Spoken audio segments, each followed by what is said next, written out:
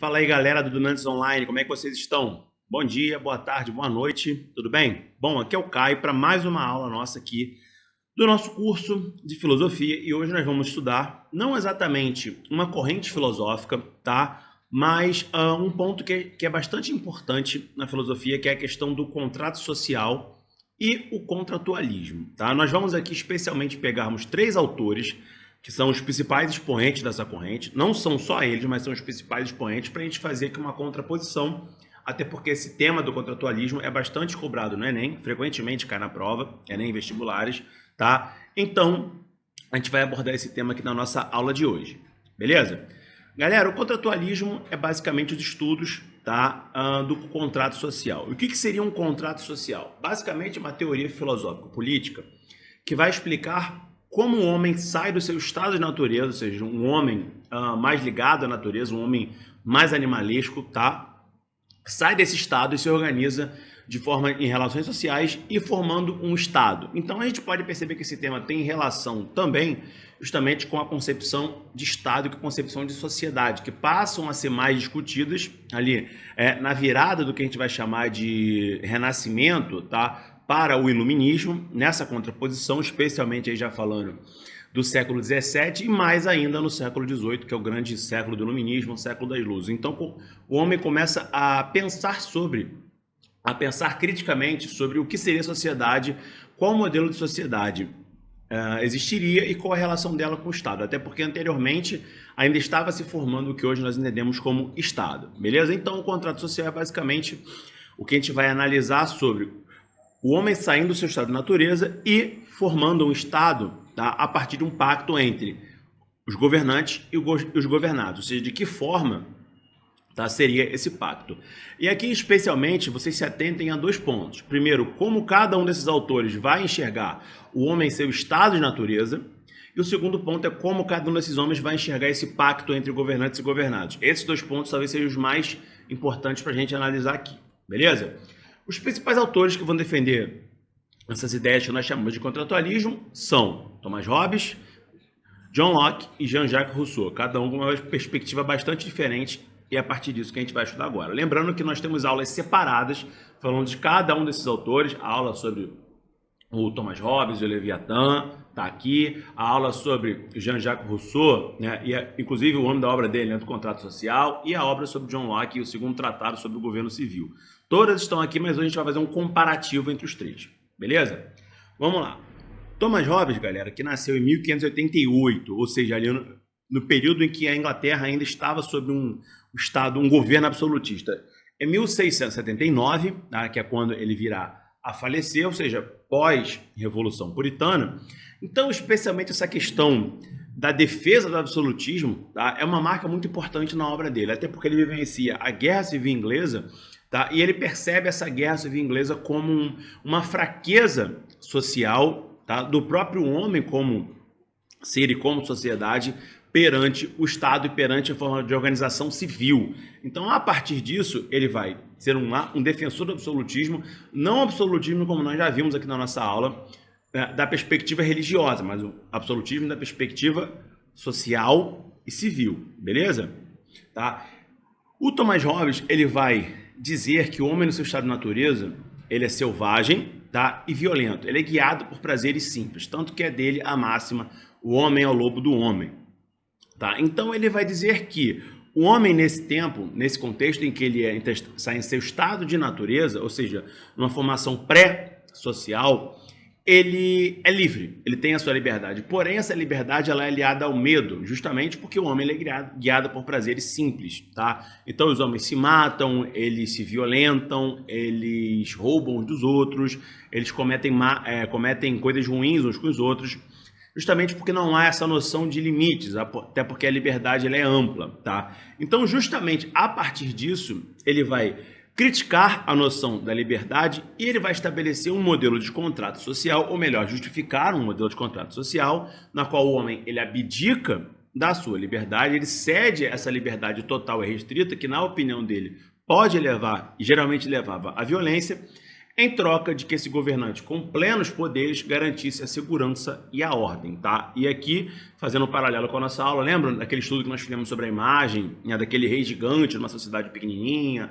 o manto do rei sendo formado pela população, o cetro e a espada e a coroa como símbolos de poder, tá? Que nós analisamos o Leviatã. Então, olha essa aula aqui e vai lá para a gente poder relembrar essas coisas. Então, ele diz que o homem, em seu estado de natureza, ele é livre, porém essa liberdade ela é violenta, então ele abdica de sua liberdade em troca da garantia de segurança e ordem, tá?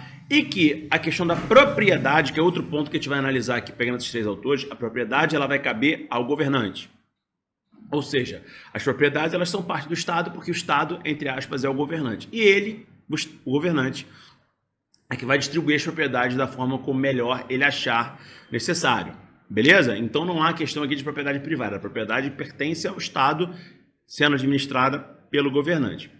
Porém, tá, o Hobbes, ele não é um defensor do absolutismo total e restrito, já que, não se esqueçam, é um contrato, ou seja, aos súditos e ao governante cabem responsabilidades mútuas. Do mesmo tempo em que os governantes, tá, devem garantir aos súditos a segurança e a ordem, os súditos entregam sua liberdade ao governante. Beleza? Então, caso algum súdito incorra numa liberdade desenfreada, digamos assim, o governante tem a obrigação de controlar aquilo, de julgá-lo, de penalizá-lo da maneira como melhor for. Agora, o governante também ele tem obrigações, tá? Então é importante salientar esse papel.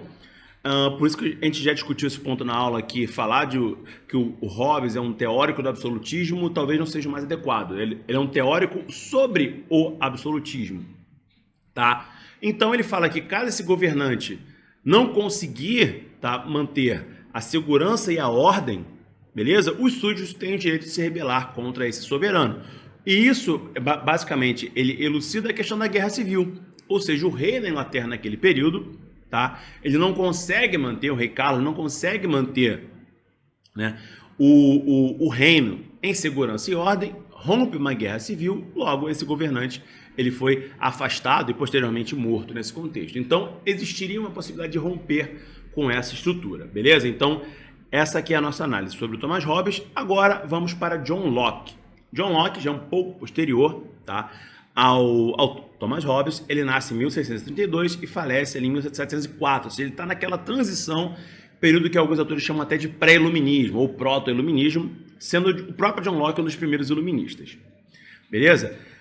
Bom, o John Locke ele já vai ter uma noção diferente do estado de natureza, tá? Ele vai dizer que o homem, seu estado de natureza, ele não é bom e ele não é mau. Ele simplesmente existe. Essa noção de bondade e maldade, ela é uma noção social, não é uma noção individual. Lembrando que sempre que se fala de estado de natureza, estamos falando de um homem pré-social, beleza? Um homem ainda construindo a sociedade. Mas que, ainda assim, não sendo homem nem bom nem mau, tá, ele teria direitos inalienáveis, direitos que não podem ser retirados por ninguém, nem por Deus, nem pelo rei, nem por ninguém. São eles o direito à vida, o direito à liberdade, o direito à felicidade e o direito à propriedade. Ou seja, o Locke ele é uma pessoa que ele é contrária a essa questão da pena de morte, tá? Ele é contrário à questão do cativeiro, ele é contrário à questão da restrição à liberdade, à felicidade, especialmente esse ponto. Preste atenção que isso vai ser usado lá na independência dos Estados Unidos, na Revolução Americana, contra a própria Inglaterra. Ou seja, nós vamos ver as ideias de John Locke cruzando o Atlântico, chegando até as Américas, na questão da defesa à felicidade. Ou seja, leis injustas, impostos injustos, retiram a felicidade dos cidadãos, e isso vai ser utilizado, inclusive, contra os próprios ingleses, contra o rei George nessa ocasião. E a questão da propriedade talvez seja o ponto mais importante, porque a propriedade privada é um dos cernes do pensamento de John Locke e daquilo que será conhecido como liberalismo. Posteriormente se desenvolve ali para o capitalismo liberal e assim por diante. Então ele é um defensor irrestrito da propriedade privada. E esse é um ponto que vale a pena a gente prestar atenção, tá? Porque o John Locke ele era acima de tudo um burguês, ele fazia parte da burguesia inglesa, da gentry. Tá? Então, ele vai ser defensor de algumas liberdades, porém são liberdades muito mais ligadas a essa essa classe burguesa do que uma sociedade como um todo. Tanto que, na questão política, por exemplo, ele é um defensor da representação política, ou seja, seriam eleitos representantes, já que não seria possível todos terem voz, mas essa representação seria através do voto censitário, porque essa elite burguesa seria uma elite iluminada, seria uma elite superior intelectualmente, então teria condições de falar por todos. Tanto que na própria obra do John Locke, ele não é necessariamente contra a escravidão, por exemplo. Ele fala que a escravidão seria justificada em alguns termos. Tá? Então, ele é um liberal na concepção de ser um anti-absolutista, porém, existem várias críticas que podem ser feitas à obra dele nessa questão do liberalismo mais amplo. Tá? E o Estado que deveria garantir esses direitos inalienáveis, dentre eles a própria questão da propriedade privada. Então, a função do Estado na obra de John Locke é basicamente garantir esses direitos inalienáveis, ou seja, o Estado ele tem menos função, né? Seria um Estado menor. Tanto que alguns até falam que John Locke é o defensor do Estado mínimo e tal. Não é exatamente isso, que é uma outra concepção, é uma concepção mais econômica, de Estado mínimo, mas o John Locke já fala que sim, que o Estado ele tem obrigações muito mais restritas do que, por exemplo, o Thomas Hobbes fala. Ele fala que o Estado deve garantir a vida, a liberdade, a felicidade e a propriedade das pessoas. Lembrando sempre que quando ele fala de propriedade, não é que todos teriam essa propriedade, mas os que teriam condições. É aquilo que nós estamos falando, que o John Locke ele é um defensor de uma liberdade, de um liberalismo, mas ali numa perspectiva burguesa e não numa perspectiva mais ampla socialmente. Agora, o próximo autor, que é o Jean-Jacques Rousseau, né, um suíço radicado na França, que já vive mais, né, o século XVIII, o século das luzes. Ele nasce em 1712, morre em 1778, ou seja, nas vésperas já da Revolução Francesa. Ele já é um defensor mais latente, né, dessa noção de um liberalismo mais político, liberalismo que abrangesse mais camadas da sociedade. Ele é um típico representante do século das luzes, ou seja, ele tem uma postura bastante clara, né, contra tanta questão da religião, implicando na vida dos cidadãos e na política, quanto na questão do absolutismo.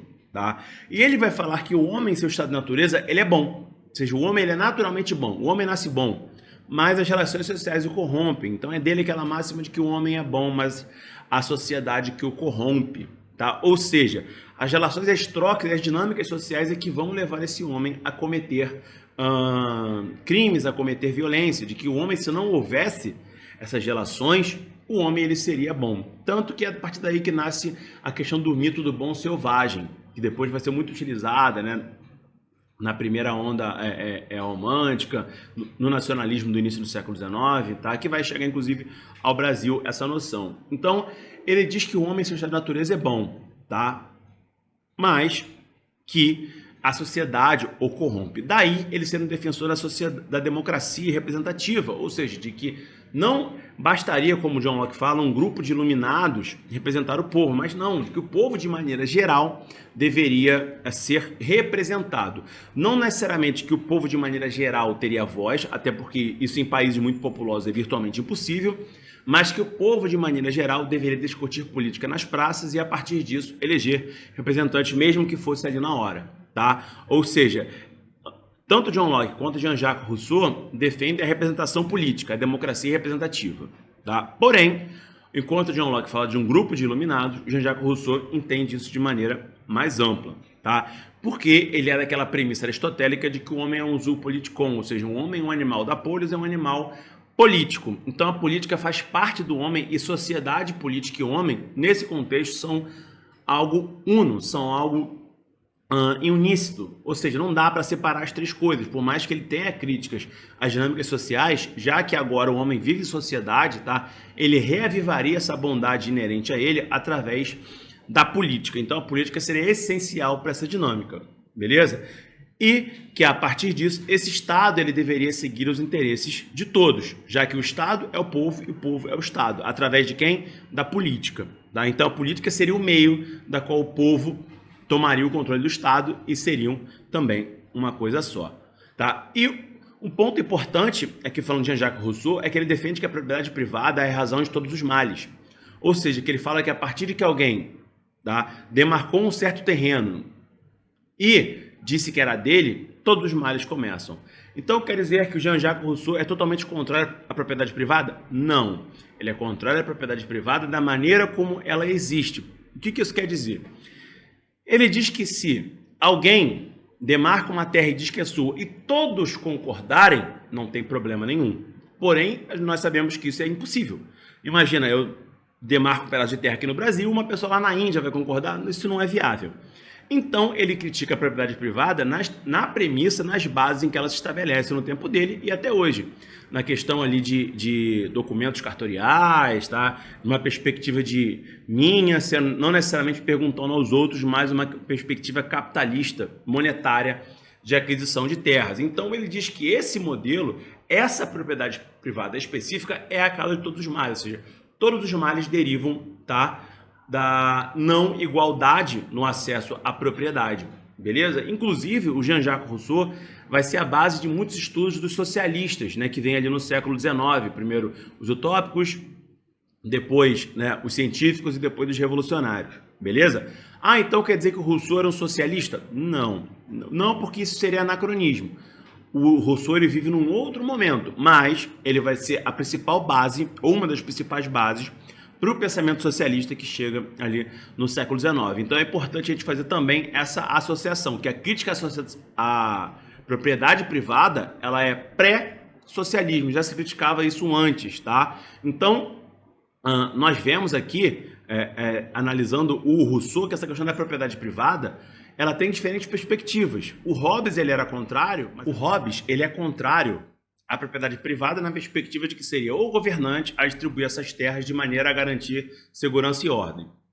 O John Locke ele é favorável à propriedade privada, mas para quem possa adquiri-la. Lembrando sempre, como nós já falamos aqui, que o Locke ele pensa a partir de uma perspectiva burguesa. E o Rousseau também é contrário à propriedade privada, mas não numa perspectiva de que seria o governante distribuir, mas sim que seria uma questão consensual do povo e seus representantes políticos a administrarem essas propriedades para garantir ali uma coesão social mais próxima do ideal. Então, nós temos dois autores que são contrários à propriedade privada, mas de uma perspectiva muito diferente. Então, cuidado a poder generalizar essas questões. E o Locke ele é favorável, já que ele é um dos pais, pelo menos, do liberalismo político-econômico. Beleza? E aqui nós temos uma tabela para poder dar uma fixada nesse conteúdo. Galera, olha só. Thomas Hobbes, o estado de natureza para ele é o quê? O homem é lobo do homem, ou seja, o homem ele é mau, tá? Ele é naturalmente mau e guiado por prazeres simples, ele é selvagem e violento. Já o John Locke diz que o homem nem é mau nem bom, tá? Mas que deveria haver um contrato, tá? A partir da noção de uma sociedade civil organizada. E para Rousseau, o homem ele é bom, a sociedade que viria corrompê-lo. O grande problema para Hobbes é a questão da insegurança, tá? Ligada à ideia de liberdade restrita. A ideia de John Locke já é um pouco diferente, ele fala também da insegurança, mas uma insegurança a partir de uma perspectiva em direito à propriedade privada, ou seja, aqueles que não tinham e aqueles que tinham, tá? Isso poderia gerar algum problema. E Rousseau fala a questão do egoísmo, né? Na perspectiva especialmente de John Locke, na qual somente alguns teriam direito a essa propriedade por terem condições financeiras de comprá-la, e isso geraria desigualdade social. O contrato social para Hobbes, tá? Na qual os homens cedem toda a sua liberdade em garantia de segurança e ordem. Para Locke, o Estado deveria garantir os direitos fundamentais, são aqueles de felicidade, direito à vida e direito à liberdade e à propriedade privada. E o Rousseau, ele vê ali um Estado e o contrato social a partir de uma felicidade para todos, ou seja, a vontade geral, o Estado seria nada mais do que seu povo, e o povo seria o Estado, os dois ali em uníssono. O governo, para Hobbes, ele defende um absolutismo, tá? De maneira geral, tá? Especialmente ali um absolutismo liderado por uma só pessoa. O John Locke ele prevê um governo mais liberal, ele não é um contrário à monarquia, ele é um contrário ali ao absolutismo, tá? Ele entende, por exemplo, a monarquia parlamentarista como algo bom, beleza? E o Jean-Jacques Rousseau ele é um defensor mais de uma democracia, tá? Então, quais seriam as diferenças entre Locke e Rousseau? O Locke ele né, pensa a partir de uma perspectiva de um grupo de iluminados, e o Rousseau ele pensa de uma vontade geral de todos. Lembrando que os dois ainda não falam muito explicitamente sobre república, sobre republicanismo. Eles são contrários à questão, tá, do absolutismo, do poder restrito na mão do governante. Mas que, se esse governante respeitasse as leis e fosse um governante parlamentarista, um monarca parlamentarista, não haveria problema. Nós vamos ver que esse pensamento ele é bastante comum. A ideia do republicanismo ela vem mais no século XIX, necessariamente. E as principais obras desses três autores, de Hobbes é o Leviatã, de Locke é o Tratado sobre o Governo Civil e de Rousseau é o Contrato Social. Lembrando que tem aula sobre cada um deles mais específico, que a gente faz essa análise de maneira mais ampla e não necessariamente sobre o contrato social. Beleza, meus queridos? Então é isso. Grande abraço, fiquem bem, tamo junto.